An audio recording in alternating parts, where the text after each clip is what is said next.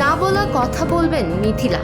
দৈনিক সংবাদ দিগন্ত পত্রিকার সাথে যুক্ত আমি সুমায়া তন্নি। পিএইচডি ডিগ্রি অর্জনের পর প্রথমবার টেলিভিশনের পর্দায় হাজির হচ্ছেন রাফিয়াত রাশিদ মিথিলা।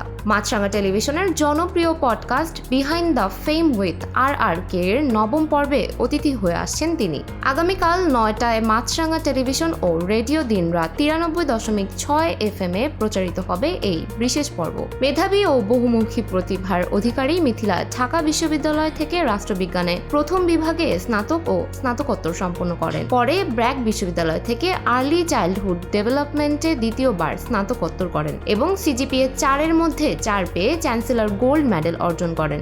2014 থেকে 16 শিক্ষাবর্ষে সব বিভাগের মধ্যে সর্বোচ্চ CGPA পাওয়া শিক্ষার্থী ছিলেন তিনি।